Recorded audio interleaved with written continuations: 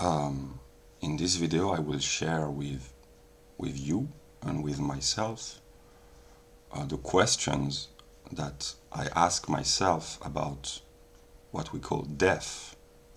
And to be honest, I don't know what death is. And I have structured broadly 8 points. I will put the structure of the video in the description below. First, I broadly know what Hegel says about death. Second, what I know about eternity and immortality. Third, what I think I know about hell. Four, whether or not there is an other side, whether there is life after death or beyond death. I don't know. Fifth, an experience that I had of the absence of the fear of death, and I will briefly tell the story. Sixth, the idea of the original sin, because I am a Christian. I'm a pagan, but I'm also a Christian, and I am a sinner, and I will briefly talk about the original sin. Seventh part, I will talk about Avril Lavigne, because in my worldview, art, and especially modern pop culture, is a manifestation of absolute truth, and so I will comment a song by Avril Lavigne. I will put the link directly in the description down below. It's Skater Boy. You can listen to the song because I love this song very much, and yeah. And eighth, I will ask myself the relationship between life and death. So that's the broad plan. Now I will begin. Hegel says that what he calls spirit can survive his own death, and that spirit is precisely that which survives death, whereas the body perishes, but the spirit lives on and is immortal. And I know that a part of myself, my highest mind, is immaterial. It is spirit. So I have read a lot about Hegel, but I have not read everything about Hegel, and I have not understood all that I've read. So there are many mysteries and many lack of understanding that remain. So Hegel says that spirit is immortal, and since a part of me is spirit, I guess that a part of me is immortal. Second idea, which is in the continuity of the first, I know that a part of me cannot die, and that a part of you cannot die either. And in this sense, we are eternal. And when I achieved in my life speculative understanding, namely when I succeeded in making coincide opposites within my mind, I felt, I guess, that what happened to me must be a glimpse of eternity. I'm not sure. But for me, eternity, and I may be wrong, but eternity is not a very long time beyond time. Eternity is within time. It is the unity of the finite and the infinite. So eternity must be grasped as an eternal present within time. It's not a very long time after time. That's what I think I understand about eternity. Third point, about the question of hell. I know that there is a hell. I'm not sure that there is a hell for every human or for every human sinner, but that I know that there is a hell for me. And I don't know if there is a hell in the other side, on the other side, in a non-physical world where the soul will be tormented. Maybe. But I know that there is a hell within this world where both the soul and the body are tormented. And yeah, I don't know if God will torment all the souls or the souls of all the sinners. I don't understand why he would, because he made the sinners the way they are.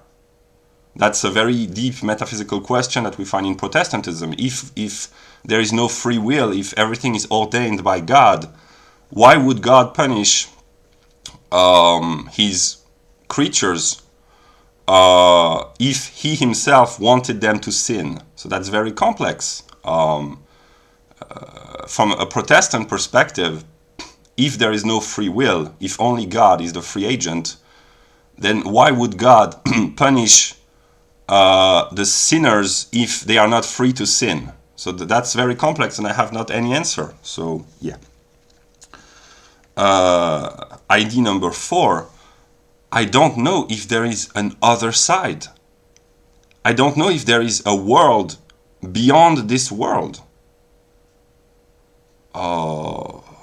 My religion and my philosophy is to try to find the divine and the amazement and the wonder and the numinous within this world. And the more one achieves philosophical understanding, the more one is amazed by what is to be found in the world. And there are also frightening things in the world, but there is amazement, and I don't know if there is something, consciousness, intelligence, love, beyond the natural existence. I don't know. ID number 5.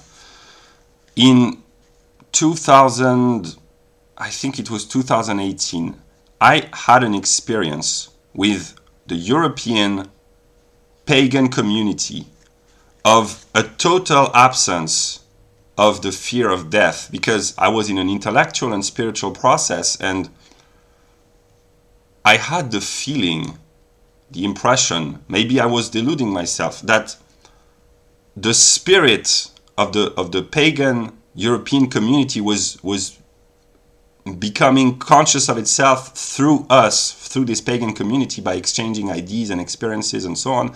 And I felt that I was being briefly taken over by this spirit of the Nordic pagan community. And I said to myself, the reason why the historical pagans who defied the Roman Empire, for instance, were so brave and so fierce in battle is because they knew that what lived within each member of the tribe was the same spirit. And when what lives through you is a spiritual entity which lives through another as well, you lose your sense of self, and therefore you are not afraid of losing this external bodily incarnation, because you know that it is not the real self, and that the real self is spiritual, and it lives within the mind of other selves. So what I experienced for a few seconds was a total absence of the fear of death. I said to myself, whether my body is destroyed or not, it's totally irrelevant, because this is not my real self, and my real self is beyond me and you. So I experienced this total absence of fear of death, and this full confidence in spirit, I guess. Now ID number 6. I am a pagan, but I am also a Christian. And because I am a Christian, I understand that all religions must eventually be united within Christianity. But yeah. I know that I am a sinner. On many, my soul is sinful. And I know that there's a will in me, a will to know. And I don't know if it is the root of all evil, but there's a will to understand within me. I want to understand the world. I want to understand God. And this brings me suffering. And it is said in a Christian religion that the original sin which brought death and suffering into the world was brought by Adam and Eve and the snake. And it was a will to know. And this is what forced God to create, so to speak, to create death, that in the Garden of Eden, humans were happy and innocent and pure and in full unity with God and with the whole of being, and suddenly the snake wanted to deceive the first man and the first woman, and they ate the fruit of the tree of knowledge, and suddenly they realized that they were naked and they felt a lack and they felt guilt and shame and remorse, and they had to be thrown into the world with confronting suffering and death. And there's a part of me who would be, I must be honest with you, with myself, and with God. I do not fear death as such, or maybe I do, but I would be frustrated by the idea of dying without knowing some things. I have this will to know in me, and I know that this is evil, but I try to struggle against myself, but it's very difficult. And if I had to die in 10 minutes, well, I would feel frustration, because there are so many books that I haven't read, so many ideas that I haven't shared. I would be frustrated, to be honest. So, yeah. Idea number 7. My worldview consists of saying that art and modern pop culture manifests aspects of absolute truth. And there's a song that I love infinitely. It's Skater Boy by Avril Lavigne. And Avril Lavigne is the embodiment of modern pop culture for the genius and the beauty and the skill, the talent that she has. And I listen to this song very often because it inspires me. And she says in the song, which means it's not Avril Lavigne who speaks, it's a Platonic idea in my worldview. It's absolute spirit who talks through her. And she was spiritually inspired when she made the song, like all artists are. She says, "I will be backstage after the show." So, is there a presence after what we call life, after death? And a question that Schelling, the German idealist philosopher, asked himself is that, is there, I think he did, is there a reunion with all the souls that have ever lived after death? What about the people who are dead?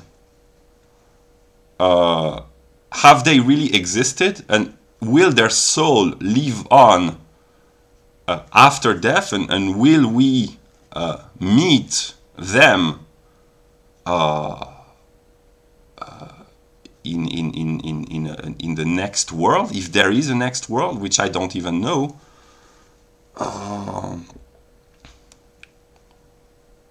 But yet this song, when she says, "I will be backstage after the show," the way I interpret this is, we will meet, your soul and my soul, after the end of the world, I guess, in some other world. I don't know. Honestly, I don't know.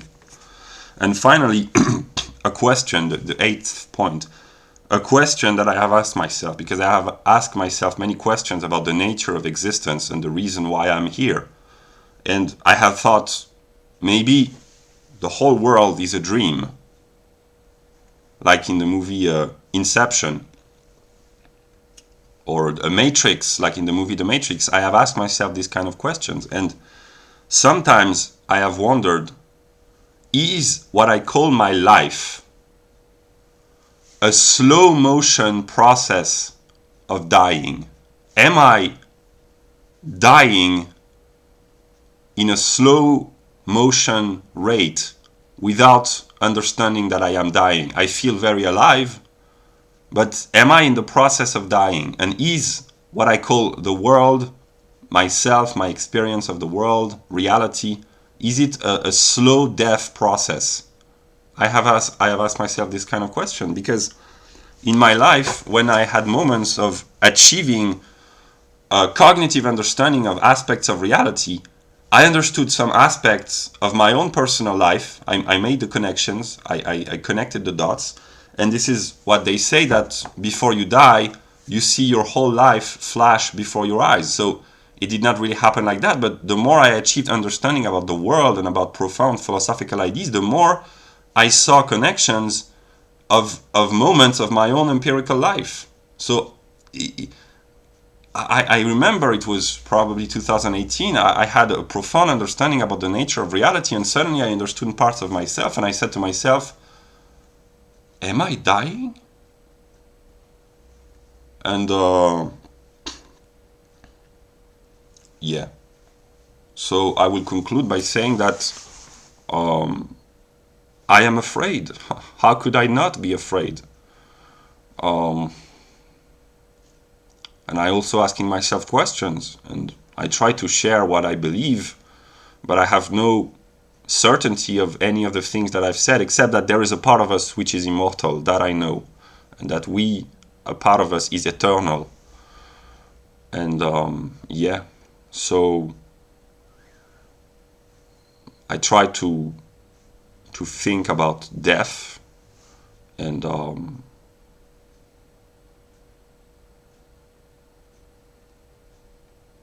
yeah, that's what I could say.